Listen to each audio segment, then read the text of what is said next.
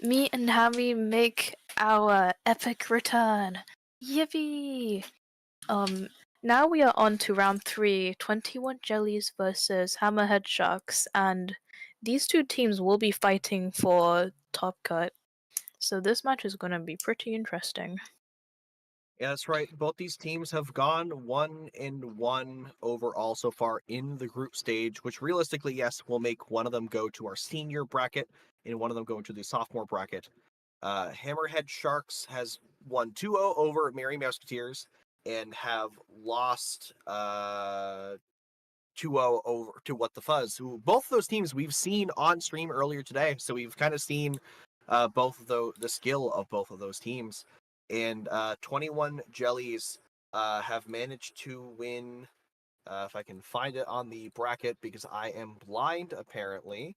Excuse me. Yeah, so they lost 2-0 to Flying Daggers, and then also have won 2-1 over CeeLo Q.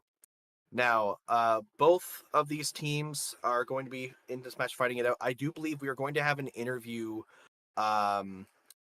ready to go for one of these teams. It'll be 21 Jellies. But we're not quite ready for that as we're getting set up. So first, let's talk about this first match until we're ready to go in the interview, which will be, I believe, Splat Zones on Sturgeon Shipyard. I'm waiting for a confirmation on that as we are fixing up some things in the background. Oh, it would be really interesting if that was in fact the map, because it's not something I've ever seen, and I would like to see teams play that map. Yeah, it is. It's one of those maps that's interesting because the zone is kind of covered. You know, you have those two glass walls on each side of the zone that can kind of block it out. You Okay, also hold on. I have was those thinking ramps about that go over. Stud. You think it was yeah, ship shape. Yeah. The, No, the, it's ship shape. I confuse both of them too. They're both ship related maps. They have it's the alliteration, it's the S's. But yes, ship shape zones. It's a very covered up zone. It does reduce the effectiveness of some of those specials that can be good in zones sometimes, and it gives players in a very aggressive way to break into the other side, being able to jump across the ramp on the top, getting over the team, or dropping off in the grates on the side and getting a flank into the court. The bridge at the top, like on top of the zone, is a really interesting anchor position because they can't exactly defend zone from up there. So I think it's only a position they'd want to take when they're like in control. Yes. Now, before we get too deep into talking about the map and mode that we're going into, we are now going to go to a quick interview with a representative from 21 Jellies. We're going to be talking to Yoshido. Hello? I don't know if you guys can hear me. Hello? Hello. All right. Hello. We can hear you. Hopefully, the lovely people in chat can. Hopefully, Now, yeah. Yoshido, can you introduce yourself and your relation to the team, and then also give us a brief rundown of 21 Jellies? All right. Hello, my name is Yoshido. I am the team manager for 21 Jellies. They consist of like just a bunch of players that are kind of just chill around, trying to learn and get into competitive, and a lot of goofballs, I'll say. But yeah, they're my goofballs. They're cool, pretty much. All right, now, yeah, Phantom, take it away. Yeah. It's I like how we are appreciating these people for who they are. The silly ones. The goobers. Oh yeah. Did they have any rivalries with other teams? Not necessarily. They've scrimmed against multiple people over and over again. Wouldn't say they started a rivalry, but we could probably call it a soft rivalry. See, that's the perfect medium. Is it's not a proper rivalry, like you're not enemies, but like you gotta kind of go back and forth and banter a little bit with the other teams, and kind of get some stuff going to motivate each other to play. Yep. Yeah. Now, with this roster that we see on screen here, we do see 5 players, a large variance of weapons. So, Yoshi, are there any things to look out for with this team? Oh yeah. Definitely. We got my two front lines, Bo and Crust Aiden, who are really strong like wipe players and dually players. You might see Bow actually on shot actually, but they're pretty strong at getting in, getting some kills, and making plays. While we have our backline Lep for backline slash midline Lep, who's on Blaster or Wellstring, which I think you guys should keep an eye out, especially on Rainmaker maps. It's gonna be quite a treat. I do see that Crustaden and Pokario both play decaf. Have they ever tried playing a double decaf comp? I don't think they have yet. I don't think we coached them necessarily to play double decaf yet, as it's teaching the Okay. fundamentals. Would have been pretty funny It to would have see. been pretty funny. Yes, I do agree. How well do you think your team's gonna do? Honestly, I think they're going to do great. From recent results from FTIU and other things, they improved quite a bit from a bronze bracket team to a gold bracket team, and I think they have quite a good chance of getting in here. Honestly, I hope that they're really going to prove me wrong and win the set to get into top cut here. And now the name 21 Jellies is very specific. Is that like a 21 Pilots thing? Is this like 21 Guns Green Day, or is this something else altogether? It is. Yes, you're right. So teams are allocated numbers before given team names, right? And we were the 21st team. And we said, okay, let's go something that references the number 21, which we came up with either gambling because we all have gambling addiction. I know Twitch chat, they love gamble, and also just as like a reference to I think it's the band itself. I forgot what the name of it, but it's something 21 related. Also 21 Probably Jump Street. 21 Pilot. Also 21 Jump Street. Oh, 21 Jump Street. That's another one I didn't think of. Yeah, a lot of things that are just named 21 something. Yeah, right. That's It's very That's very really specific. specific. Oh yeah.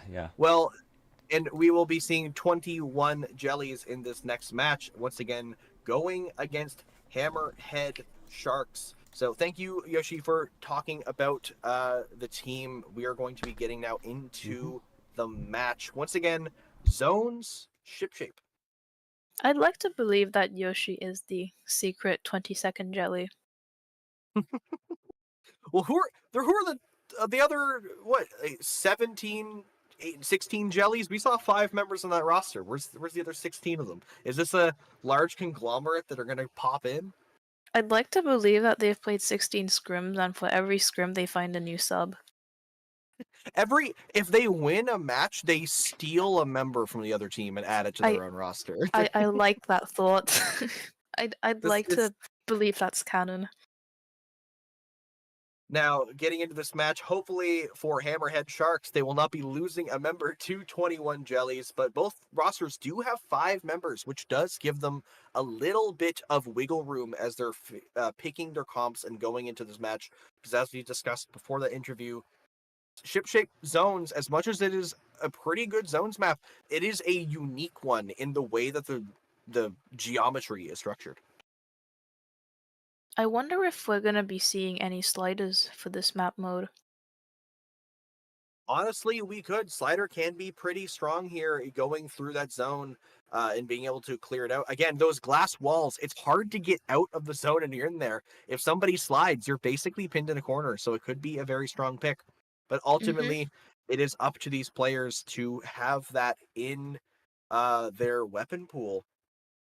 Now, yeah, honestly, a lot of things do work here. There's not a lot of things that don't have strength. Even things that would get blocked up by the zone, like a crab. When you're in control, they're great for defense because you can set up on the top mid and shoot out towards the opposing team's court and plat. I do find it a little unfortunate that we don't have anyone to interview for Hammerhead Sharks, because I'd love to be able to hear more about their strategy. Yeah, that is definitely unfortunate. It is a nice thing. Just in general, it's a great thing we get to hear from some of these team managers and coaches in general, just to get some insight. But I think we will hopefully be able to learn a lot about Hammerhead Sharks from their play style. Hopefully we go to a game 3 just so we can see as much from them as possible before we go into the bracket stage of the tournament. But yes, we are getting ready into this match. I believe both teams are readying up their weapon picks. and we will be getting into this match very, very momentarily. On our way to ship-shaped cargo zones. Let's see how these teams want to run this match as we zoom out very far away from the match. Hopefully we are not going to get DC'd. Crossing our fingers. Yes, we're loading in. There's the fade to white. Here are coming both of our teams. An ink brush and That's a slide. There's a lot of weapons to break down here. There are a lot of fun weapons on both sides here. 21 Jellies bringing in the vanilla tent, the one with vacuum too, and the dread and the hammer ink brush, and Hammerhead Sharks with a rapid blaster wiper, a dread ringer of their own, and a headed. So very unique comps here, and I'm waiting to see how they kind of the wrong way around. Oh yes, excuse me, sorry. Yes, the team colors were flipped. Thank you, production, for swapping those over. My mistake. I do find it really interesting how 21 Jellies is running almost exclusively mid lanes. Wiper could be is the only super aggro weapon here, and they do die before they were able to pop hammer. Yeah, both teams do have fairly supportive comps. None of those traditional frontliners. Even weapons like ink brushes, while they are very fast and strong weapons at flanks, they're not a traditional frontline in terms of how they can fight.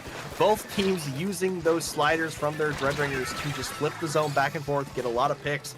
But right now, 21 Jellies are in control and counting down, but here comes the tent umbrella, and here comes the rest of the team pushing forward in a sweeping motion, trying to get 21 Jellies away from the zone. It doesn't look like they're picking very many fights. We do see an inkjet go off that picks off the brush. The vac goes off, but it doesn't really look like anyone's able to follow up with that. It took a bit for them to take zone, but they do get it eventually. The slider getting a double, and 21 Jellies is left with only the edit. Yes, it's just Pokeario alive on that headed as the team got wiped out by Cat with that slider and Dreadbringer combo. Micro in this tent, pushing forward, trying to just stall time and get Hammerhead Sharks a better lead. A very smart jump out there as they've overcommitted to that walk forward. 21 Jellies down 2 members, but Crustaden with that hammer coming through, trying to get the pick, but the geometry not working out, managing to trade out garbage on the top there. But Hammerhead Sharks still in control, keeping the paint down and not letting 21 Jellies come in, especially with this vacuum. That vac was huge. It blocked off a really massive entrance route for 21 Jellies, and they do go 3 down because of it. Yeah, Lepton not in a great position here, having to use the inkjet. Does manage to get 1, can they get 2? No, the timer goes out. The slider camping the landing. Cat knew they had a free opportunity, but allowing Boa T on the side of 21 Jellies to slide in and steal that zone away to make sure Hammerhead Sharks can't get any closer to a KO. Hammerhead Sharks still in the lead, but not in control. The state of the match currently feels very, very different from the beginning of the game. Now we're seeing players going down all over the place, while the start of the match was pretty stally. Yeah, and that's what it takes sometimes, is finding that footing to go from that skirmishing stage to playing just in your lane. Now, 2 members, 21 Jellies, go down on an attempted push, but able to get defended by Hammerhead Sharks. We see the 2 coming in right side, Crustaden and Lepton. Lepton going down, Crustaden managing to survive, as now 2 members are down once again. Only 10 ticks left until Hammerhead Sharks win. 5, 4, 3, 2, but the slider manages to cap the zone and pick off Cat. 21 Jellies are still in this. That was probably one of the most clutch sliders we've seen today. Definitely now. Garbage trying to set up on this brush, get back this control, because there's still time to KO. Only 1 minute 15 seconds, but it's still enough. It is once again just the edit holding up on their own.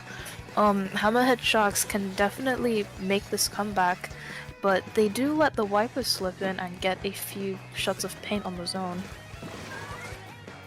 A lot of trades coming in from both teams, just trying to find that space. We're once again in this neutral area, but Hammerhead Sharks still in control. The flip coming from the slider, but gets shut down. Boa T had to do what had to be done to apply the penalty, but putting Cat in a more advantageous situation as they can slide after the slider comes in. Hammerhead Sharks know that they just need to stall out. As long as they have the counter slider ready, they're good to go. Crustating getting the double, using that hammer buff to get the pick from long range and then picking off another player just with the wiper as it stands. 21 Jellies are now in full control of the map. There's a lot of paint, but Garbage with the brush coming in for the flank, getting one. 15 seconds left, going down to Poke Ario. Not a lot of time left. 21 Jellies are looking for this overtime with a wipeout. It's very possible that the Dread will be painting for sliders to cap zone here. It's a matter of patience, but they don't have much time. Not a lot of time indeed, 10 ticks, but they do get the zone. 3 members of 21 Jellies go down. The vac coming out from Micro, allowing players to walk forward, Cat painting the zone, and managing to get the cap very, very close to the end for 21 Jellies, but Hammerhead Sharks able to grab that win. Of all the possibilities, I didn't expect the vac shot to be the thing that caps zone. Yeah, it's one of those things. Vac isn't used very often, so it's not something that you quite expect all the time, but it is a very viable special if put in the right hands, and it did benefit Hammerhead Sharks greatly in that match. Now, I very much respect that pick, honestly. Yeah, I have the tent in general. I think is a pick that I respect a lot. Whether they pick either kit, the Zuga obviously being much more prevalent, but going into round 2 now, Rainmaker on Undertow. That vac could be a very interesting pick to come out, as it is a niche Rainmaker pick that can allow you some pushes. But I wouldn't honestly be too surprised if they even opt for the Zuka instead. A little unrelated to the set, but we haven't seen any bows today. Yeah, I think which is really funny because in SBA Season 0, like every other team had a bow player. We definitely may have cursed it by talking about how both of us play bow. Oh no! So I think it's the commentator curse. Usually the commentator curse is something bad happening to a player. We cursed ourselves this time. I don't know how we managed to do that, but we did it very backwards. But now, Undertow, Rainmaker. Honestly, a lot of weapons that they played in that previous match are good picks here. So I wouldn't be surprised to see not a lot of changes from these comps. But again, with those 5-person rosters, we may even see some massive switch-ups because they may have alternate weapons that some of these players can bring out. Yeah, a lot of the weapons they picked in the previous match were really good for zones, so I wonder what would change for Rainmaker.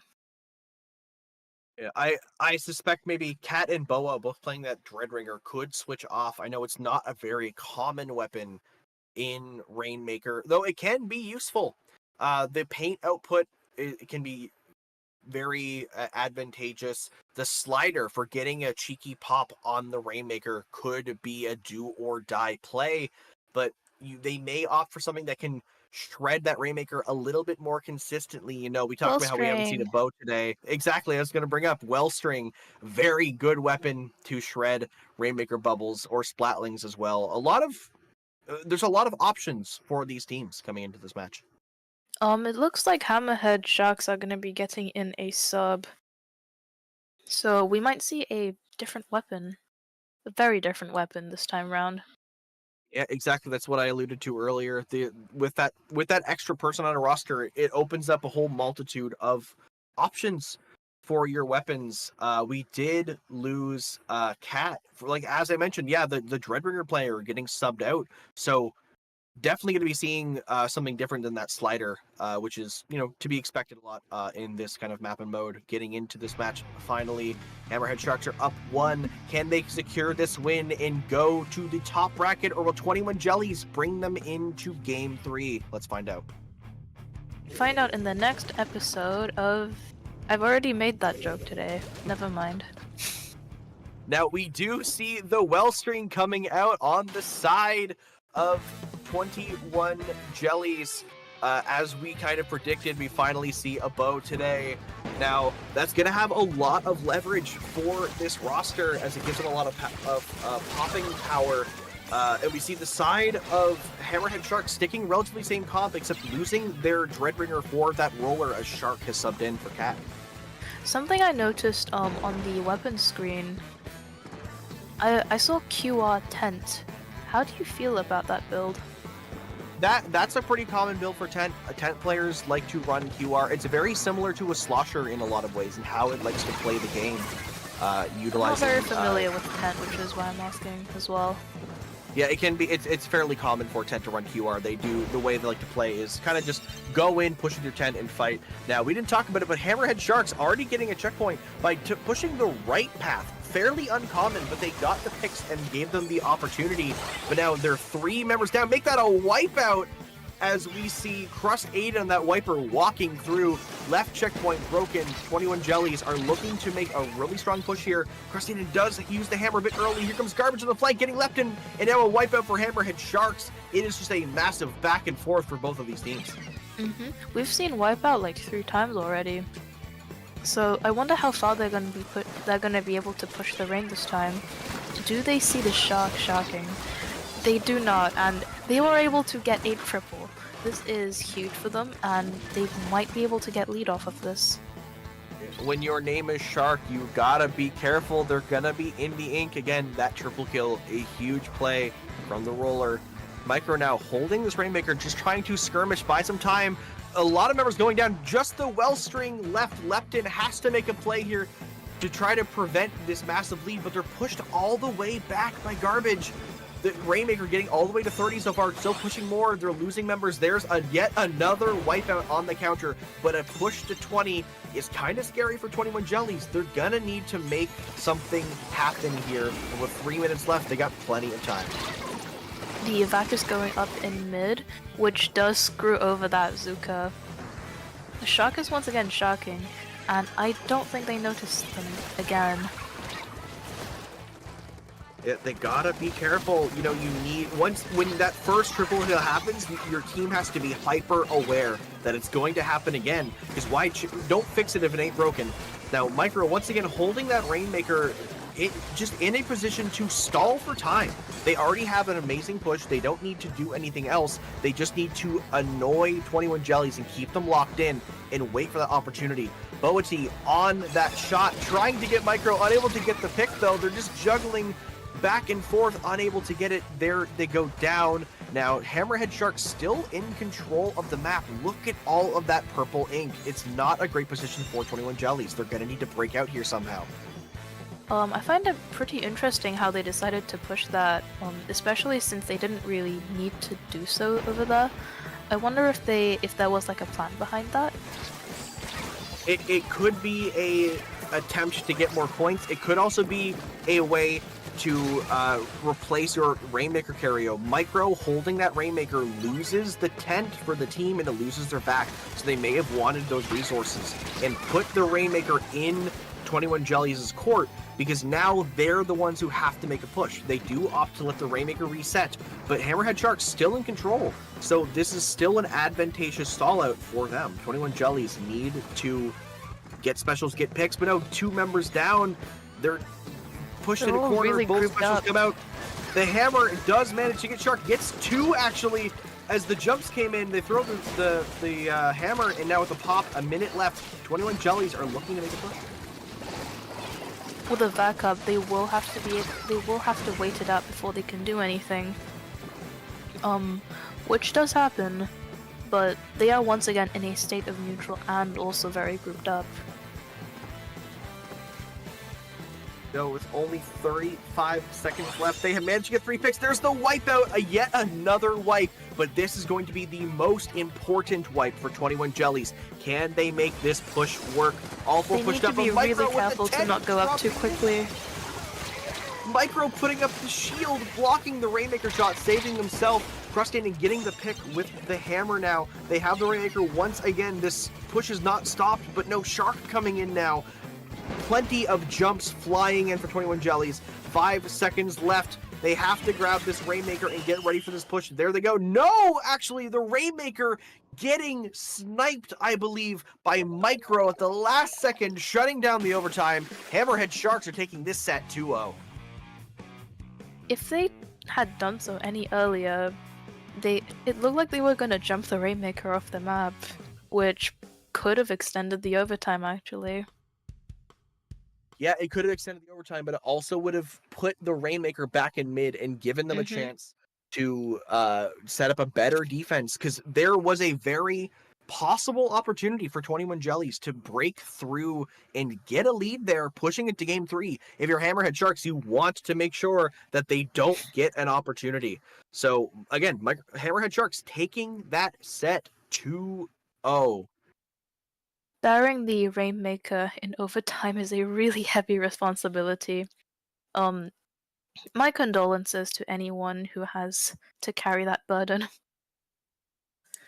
I accept your condolences, because that happens to be me half of the time.